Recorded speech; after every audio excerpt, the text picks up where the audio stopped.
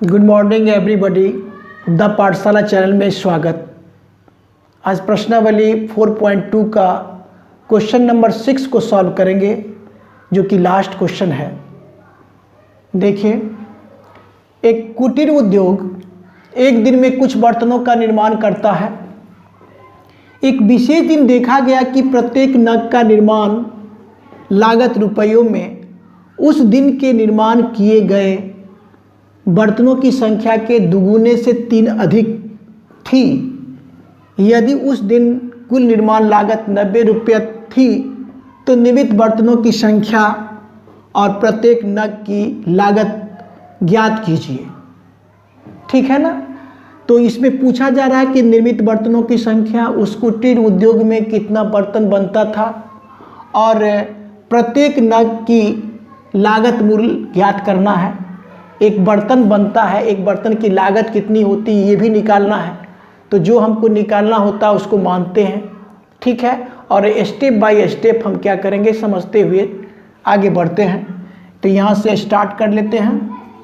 देखिए, इसमें दिया हुआ है कि निर्मित बर्तनों की संख्या, मतलब कुटीर उद्योग में कितना बर्तन निर्माण किया जाता था। लिख लेंगे माना कि निर्मित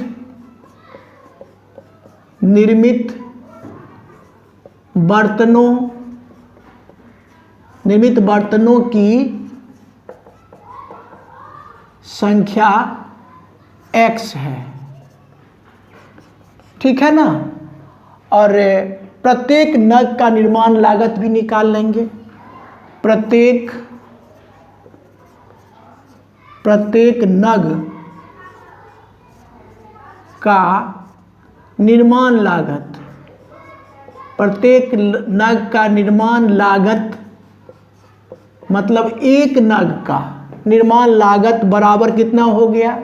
देखिए, यहाँ पर गौर करना है कि यह विशेष दिन यह देखा गया कि प्रत्येक नग का निर्माण लागत रुपयों में उस दिन के निर्माण किए गए बर्तनों की संख्या के दुगुने से, निर्माण किए गए बर्तन की संख्या x है तो बर्तनों की संख्या के दुगुने से, कितना से, दुगुने से 3 अधिक थी। ये आपका एक बर्तन का निर्माण लागत मूल्य हो गया, जो कि कंडीशन कहा गया है। और दूसरा दिया है कि पूरा जो बर्तन कुटीर उद्योग में बना उसका निर्माण लागत आपको 90 रुपया दिया हुआ। तो कुल निर्माण लागत भी लिख लेते हैं। कुल निर्माण लागत बराबर 90 रुपया। एक बार फिर से समझिए, क्या है कि निर्मित बर्तनों की संख्या, कुटीर उद्योग में x बर्तन का निर्माण होता था। ठीक है। इसमें से एक बर्तन का मूल्य आपको 2x + 3 रुपया दे दिया गया और कुल निर्माण लागत 90 रुपया दे दिया गया है। तो आपको निकालना है निर्मित बर्तनों की संख्या, उस कुटीर उद्योग में कितना बर्तन बनता था और एक नग का दाम कितना था, यही निकालना है। तो स्टार्ट करते हैं आप बिल्कुल आसान तरीका से। प्रश्न से क्या हो जाएगा, प्रश्न से हो जाएगा बर्तन की संख्या x है और एगो का मूल्य था कितना, एक बर्तन का मूल्य था कितना, 2x + 3। तो ये क्या हो जाएगा, कुल निर्माण लागत। और ये कुल निर्माण लागत तो आपको यहाँ पर दिया हुआ है क्वेश्चन में भी। तो क्या लिख देंगे, बराबर का 90।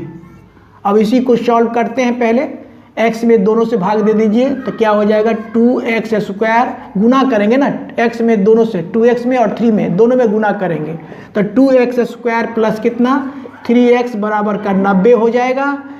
और देखिए यहाँ पर फिर देखिए 2x² प्लस का 3x तो रहेगा ही रहेगा, और इसको इधर ले आइए तो प्लस है तो माइनस का हो जाएगा 90, इधर कुछ नहीं तो 0। यहाँ तक एक बार देखिए।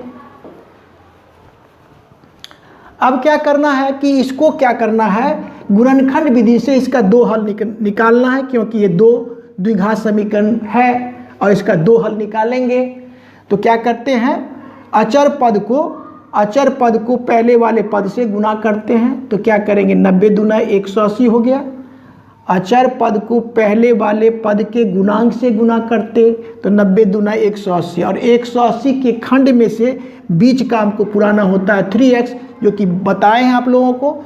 तो पहले तो हम क्या कर लेते हैं, 180 को खंड कर लेते हैं, बड़ा है तो कर लेते हैं 90 दूना 180, फिर क्या करेंगे 45 दूना 90, फिर 3 से लगा लीजिए 15 तिया 45, फिर कितना लगा 3 पचे 15। अब इसी खंड में से 2 2 3 5 इसी खंड में से बीच का पुराना है। तो देखिए यहाँ पर 2 दूना 4, 4 तिया 12, एक यहाँ से यहाँ तक में आ गया 12, ठीक है, और एक आ गया यहाँ से यहाँ तक में कितना 15।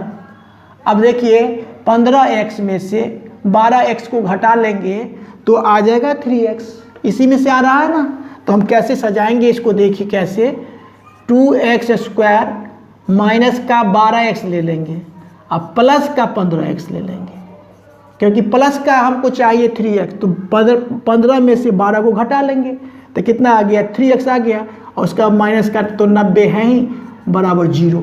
यहाँ तक समझने में कोई दिक्कत नहीं। अब हम इसको मिटा लेते हैं एक बार। अब देखिए क्या है कि ऐसा करने से पेयर मिला, एक पेयर तो ये मिला और एक पेयर ये मिला, 2 पेयर मिल गया। अब इसमें देखिए कॉमन ले लीजिए, कितना कॉमन आ जाएगा, 2 और x कॉमन आ जाएगा, तो यहाँ से आ गया x माइनस 2 छक्का 12, 6 हो गया।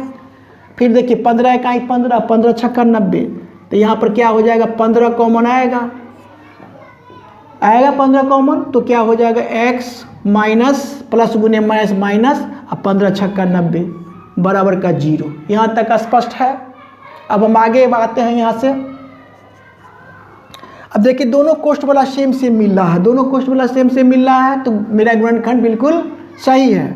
तो क्या हो जाएगा x माइनस 6 सेम सेम ले लिए और दोनों किनारे वाले को ले लेते हैं, तो 2x प्लस का 15 बराबर का 0। यहाँ तक स्पष्ट। अब क्या होगा, x माइनस 6 बराबर भी 0 होगा और 2x प्लस 15 बराबर भी 0 होगा। वही करते हैं, देखिए कैसे, x माइनस 6 बराबर हो गया 0, इसीलिए x बराबर हो जाएगा 6। यहाँ तक स्पष्ट है। अब यहाँ से देखिए, चूँकि 2x प्लस 15, 2x प्लस 15 बराबर 0 हो गया, एक लाइन और इसमें लिख लेंगे, 2x बराबर क्या, माइनस का 15 कर लिए, माइनस का 15 कर लिया गया, इसीलिए x बराबर माइनस 15/2। अब गौर करने की बात है, जो x का जो मान निकाले इसको सॉल्व करने से, तो x का तो हम निर्मित बर्तनों की संख्या है, तो निर्मित बर्तनों की संख्या तो निगेटिव तो हो नहीं सकता, ऋणात्मक नहीं हो सकता है। इसका मतलब है कि ये मान ही सही होगा, ये मान नहीं हो पाएगा। ये मान क्या होगा, नहीं हो पाएगा, ये मान होगा। तो क्या होगा, अतः निर्मित बर्तनों की संख्या x माने हैं, तो निर्मित बर्तनों की संख्या कितनी होगी, 6 लिखेंगे। अतः निर्मित बर्तनों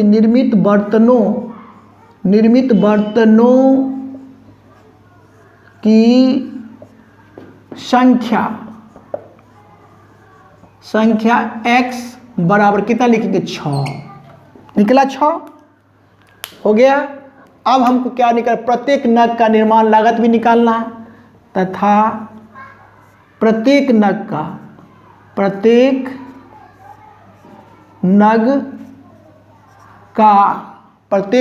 का क्या चीज, निर्माण